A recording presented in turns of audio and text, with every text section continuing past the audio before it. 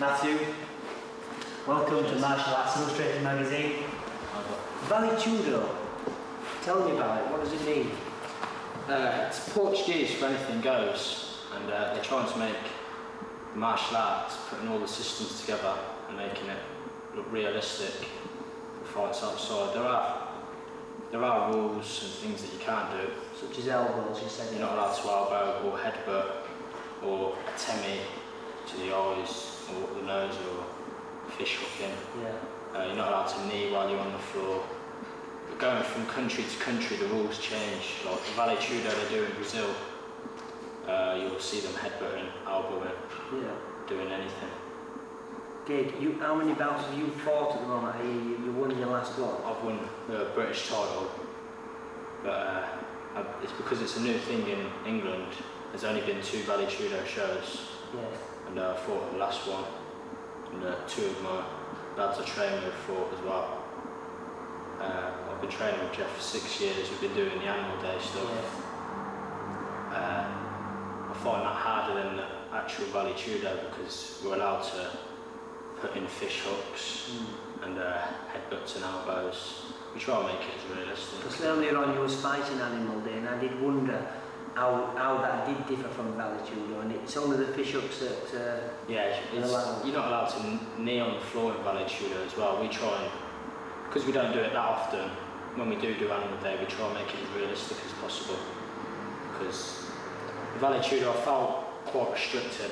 Yes. We had fingerless gloves on, and the pads, I felt they weren't over the knuckles, but they were sort of over the fingers, and you weren't getting good hits with them.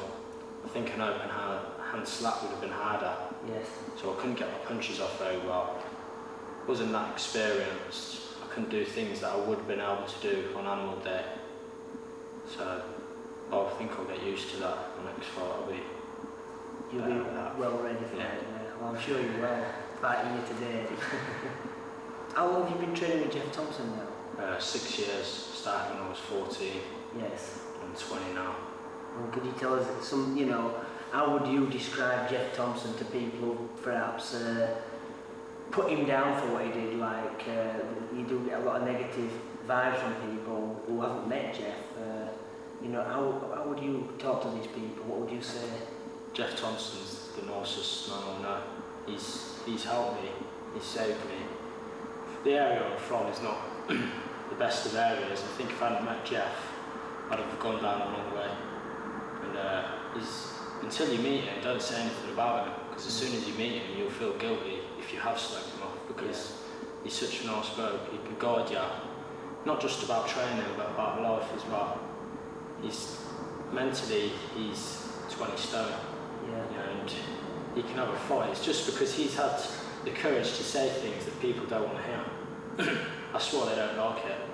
If you've trained for 20 years in something and in martial arts and someone says, doesn't work. That won't work for you outside, you think, well, who are you, Well, it's better to hear it after 20 years than to go on living that life. That's it, because then if you do go outside, you've got some sort of a chance. Yeah, you have a chance. Makes it easier. You don't see everybody doing this sort of, if you can call it a sport or pastime. I mean, obviously it's a lot more than a sport or pastime. People who do sport and pastimes are more suitable to something like swimming or table tennis or jogging. You look at this, it's different to a sport, it's different to a pastime, it's different to a hobby. How would you define it? What would you define it as being? This is my life. This is everything. Because Geoff, the way Geoff's trained me, he's just made this become my life. I love it. I live for training. I live for doing Animal Day.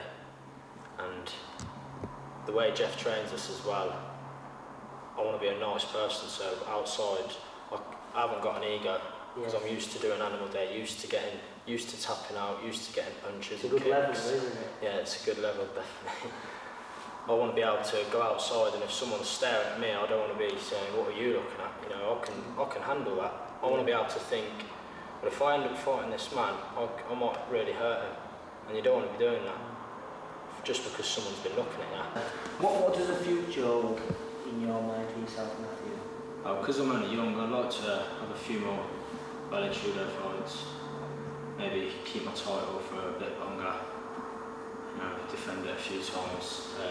Maybe go into writing. Yes, like Geoff again. Like Geoff. Yeah. Geoff really been a big inspiration in your life. Geoff has really inspired me. It's just, I wouldn't like to think of what I'd be doing now if I hadn't met Geoff. He's really changed my life, and my brother as well. You know, he's sorted our heads out, and I've seen him change loads of people's lives. Yeah, he's touched a lot of people. He has touched, yeah. It's just, I can't believe how he's done. I've got Geoff there to guide me, but he didn't have no one. He had his instructors and that, but he didn't have no one on the spiritual side. Yes. You know, he's found it out all himself, so that's really, it must have been really hard for him. You've got it easy. I've got it easy. Compared to Geoff, I've got it easy because I've got Geoff to look at. Well, thanks a lot, Matthew.